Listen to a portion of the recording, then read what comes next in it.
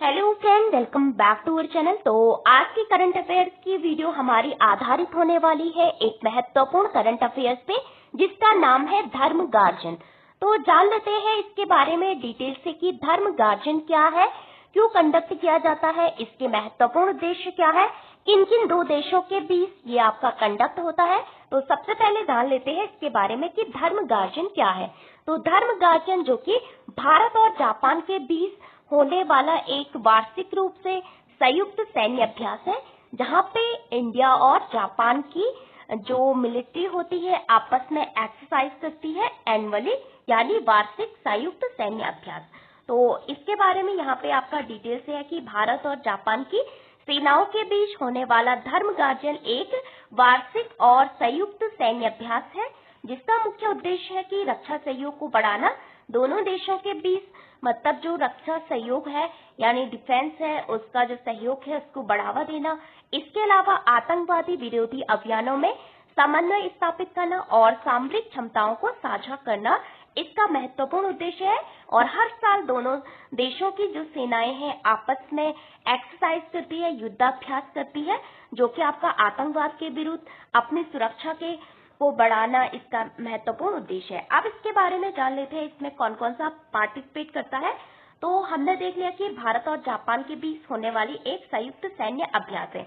इसके पार्टिसिपेंट की बात करें तो भारत की तरफ से इसमें इंडियन आर्मी यानी भारतीय सेना इसमें भागीदार है, और जापान की तरफ से Japan ground self defence force के सैनिक। तो आप सभी को पता होगा कि जब 1945 में सेकेंड वर्ल्ड वॉर चल रहा था, तो उस समय जापान इसमें एक महत्वपूर्ण वो था, और उस कारण से जापान को शांत करने के लिए अमेरिका ने जापान पे बम गिराए थे। पहला हिरोशिमा पे गिराया जिसका नाम था लिटिल बॉय, और दूसरा नागासाकी पे गिराया जिसका नाम था फैट मैन। तो यहाँ पे उस समय जापान की जो सेना है सब कुछ तहस नहस हो गए थे, बहुत सारा इम्पैक्ट जापान पे उस समय पड़ा था। कहीं ना कहीं आज भी जापान इसका प्रभाव झेल रहा है। तो इस कारण से जापान ने उस दिन से आपका उस टाइम पीरियड से कोई भी सेना नहीं रखी है, और अमेरिका ही जापान को सुरक्षा प्रदान करता है, उसकी जो बाह्य सुरक्षा होती है। लेकिन उन्होंने हाल ही में कुछ समय पहले एक ग्राउंड सेल्फ डिफेंस फोर्स बनाई है, जो कि अपनी खुद की रक्षा करने के लिए। तो ये इसके जो सैनिक है इसमें पार्टिसिपेट करते हैं इंडियन आर्मी के साथ, और इस एक्सरसाइज की शुरुआत हुई थी 2018 में, और ये आपका बारी बारी से यानी एक साल भारत में होता है और अगले साल आपका जापान में आयोजित किया जाता है। तो इस साल की बात करें तो इसका जो 7th एडिशन था यानी 7वां संस्करण था, इसका आयोजन उत्तराखंड के चौबटिया यानी अल्मोड़ा में संपन्न हुआ था, और चौबटिया अल्मोड़ा में आपका स्थित है, उत्तराखंड यानी भारत में स्थित है। तो यहाँ पे इस अभ्यास की क्या महत्वपूर्ण विशेषता है, तो यहाँ पे दोनों देशों की जो आर्मी है वो आपका रणनीतिक सहयोग स्थापित करती है। तो आप सभी को पता होगा कि बदलते वैश्विक परिदृश्य में वॉर एक इम्पोर्टेंट खतरा है सभी देशों के लिए, और इस कारण से हर देश चाहता है कि उसकी खुद की फोर्स हो, उसकी खुद की सेना हो, और कोई भी दूसरा देश उसकी सुरक्षा की जिम्मेदारी आपका पूरी तरह से नहीं लेता है।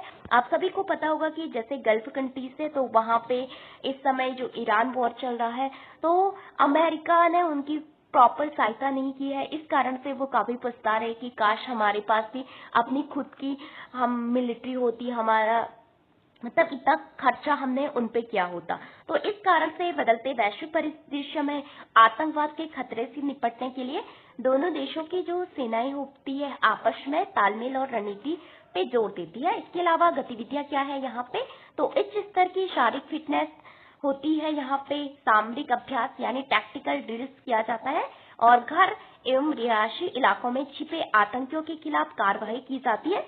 संयुक्त योजना प्रक्रिया है, दोनों देशों की सेनाएं इसमें भाग लेती है। सांस्कृतिक आदान प्रदान की दृष्टि से काफी इम्पोर्टेंट है, और यह युद्ध कौशल को निखारने के साथ साथ दोनों देशों के बीच पेशेवर और सांस्कृतिक संबंधों को मजबूत करने का भी एक बेहतरीन मंच इसको माना जाता है। इसके महत्वपूर्ण उद्देश्य यही है कि रक्षा सहयोग को बढ़ावा देना, आतंकवाद विरोधी अभियानों में समन्वय स्थापित करना, सामरिक क्षमताओं को साझा करना, क्षेत्रीय शांति और स्थिरता को बढ़ावा देना। तो धर्मगार्जन एक साझेदारी, लेकिन लाभ इसके अनेक है। तो परस्पर विश्वास और सहयोग को मजबूत करना, क्षेत्रीय सुरक्षा और स्थिरता प्रदान करना, इसके अलावा सामरिक क्षमता और इंटरऑपरेबिलिटी में सुधार करना, संयुक्त प्रशिक्षण से कौशल और अनुभव में वृद्धि करना, भारत और जापान रणनीतिक साझेदारी को और मजबूत करना। तो ये था धर्मगार्जन के बारे में। ये कब शुरू हुआ? 2018 में। इस साल इसका जो संस्करण था वो आपका अल्मोड़ा के चौबटिया में आयोजित किया गया था। तो ये भारत और जापान के बीच होने वाला एक वार्षिक संयुक्त सैन्य अभ्यास है। देख लेते हैं चौबटिया की जो लोकेशन है वो आपका कहाँ स्थित है। तो अल्मोड़ा में स्थित है और यहीं पे इसका जो संस्करण था 7वां वो आपका हुआ था भारत और जापान के बीच। भारत की तरफ से जो भारतीय सेना थी, जापान की तरफ से उनकी जो ग्राउंड सेल्फ डिफेंस फोर्स थी उसने यहाँ पे पार्टिसिपेट किया था। तो हमने देखा कि भारत और जापान के बीच वार्षिक संयुक्त सैन्य अभ्यास धर्मगार्जन का आपका 7वां संस्करण इस साल हुआ था। कब से कब तक? 24 फरवरी से 9 मार्च 2026 तक। चौबटिया, यहाँ पे थोड़ा टाइपिंग मिस्टेक हो गया, मैं अल्मोड़ा में आयोजित ये आपका किया गया था। इसके अलावा जापानी सेना का प्रतिनिधित्व की बात करें तो Japan ground self defence force की 32वीं इन्फेंट्री रेजिमेंट के सैनिकों ने इसमें पार्टिसिपेट किया था और दोनों देशों के 120 सैन्य कर्मी ने इसमें भाग लिया था। तो भारतीय सेना की तरफ से लद्दाख स्काउट्स ने इसमें पार्टिसिपेट किया था। तो ये इसके बारे में था। इसके अलावा अभ्यास का मुख्य फोकस किस पे था? अर्ध शहरी परिवेश में संयुक्त अभियानों की क्षमता को मजबूत करना, दक्षता, निगरानी, इसके अलावा ग्रिड का विकास करना। तो ये इसका मुख्य फोकस था इस साल का। इसके अलावा बात करते हैं कि भारत और जापान के बीच जो एक्सरसाइज होती है वो आपकी कौन कौन सी होती है। एक होती है आपकी जैमैक्स, जो कि भारत एवं जापान के बीच आपकी होती है।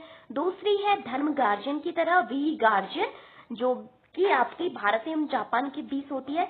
इसके अलावा सिन्यू मैत्री नाम से एक एक्सरसाइज है। इसके अलावा मालाबार एक्सरसाइज, जो कि क्वाड कंट्रीज के बीच होती है। तो मालाबार एक्सरसाइज जो कि 1992 में भारत और अमेरिका के बीच आपकी शुरू हुई थी मालाबार एक्सरसाइज, लेकिन बाद में आपका क्वाड बनता है, क्वाड्रिलेटरल सिक्योरिटी डायलॉग, जो कि आपका 4 देशों का एक महत्वपूर्ण संगठन है, जिसमें कि आपका भारत हो गया, ऑस्ट्रेलिया हो गया, जापान हो गया और अमेरिका। और इसका आइडिया 2007 में दिया था जापान के जो पूर्व प्रधानमंत्री थे, जिनका नाम था शिंजो आबे, जिनकी की हाल ही में गोली मारकर हत्या भी की गई थी और भारत की तरफ से उनको पद्मश्री पुरस्कार भी आपका दिया गया था। तो इन्होंने ही आपका पद्म भूषण, तो इन्होंने ही इसका आइडिया दिया था। तो 2007 से 2017 में इसको रिवाइज किया गया, 2017 से इसकी सबमिट होने लगी। तो इस साल इसकी सबमिट इंडिया में होनी थी, लेकिन अभी तक आपकी नहीं हो पाई है। और इन देशों के बीच एक एक्सरसाइज होती है जिसका नाम है मालाबार एक्सरसाइज। तो ये 4 एक्सरसाइज जो कि भारत एवं जापान की संयुक्त सैन्य अभ्यास है। तो धर्मगार्जन के अलावा वीर गार्जन, जैमैक्स, सिन्यू मैत्री और मालाबार।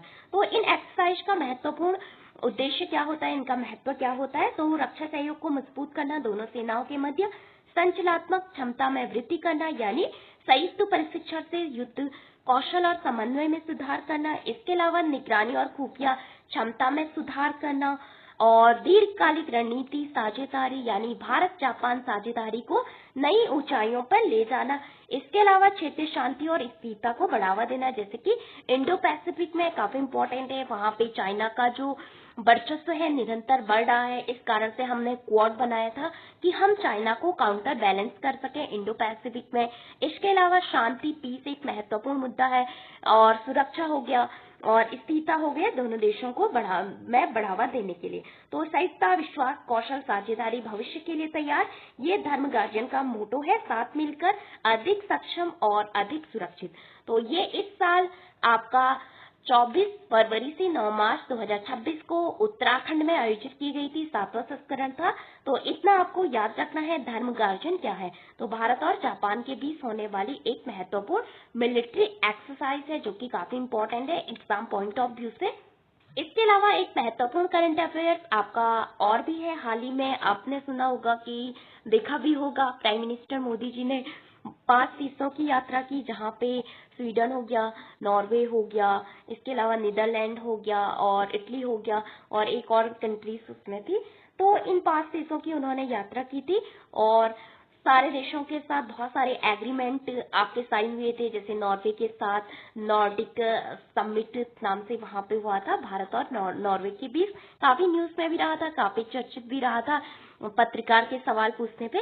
इसके अलावा इटली का तो आपने देखा होगा, काफी न्यूज में रही थी और यहाँ पे भारत और इटली के बीच special strategic partnership agreement sign हुआ है और इसको एक नेक्स्ट स्टेज पे हमने पहुंचाया है। पहले केवल स्ट्रैटेजिक पार्टनरशिप एग्रीमेंट था ये दोनों देशों के बीच, लेकिन अभी हाल ही में प्राइम मिनिस्टर की यात्रा के बाद इसको स्पेशल स्ट्रैटेजिक पार्टनरशिप में कन्वर्ट किया गया। तो यहाँ पे India and Italy evaluate their bilateral relationship to special strategic partnership during prime minister Narendra Modi visit to Italy. तो वहां पे इटली की प्राइम मिनिस्टर की बात करें तो कौन है, जॉर्जिया मेलोनी। तो मेलोडी टॉफी से आपको याद रखना है।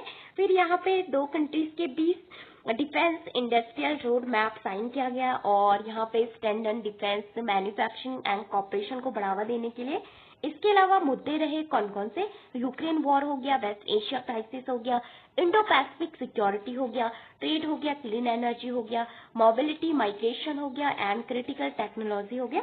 तो ये आपके महत्वपूर्ण मुद्दे रहे हैं। तो इटली आप सभी को पता होगा कि एक महत्वपूर्ण कंट्रीज है जो कि विकसित देश के तौर पे आपका जाना जाता है। पहले हमारी पार्टनरशिप केवल स्पेशल पार्टनरशिप थी, लेकिन अभी इसको स्पेशल स्ट्रैटेजिक पार्टनरशिप में कन्वर्ट किया गया।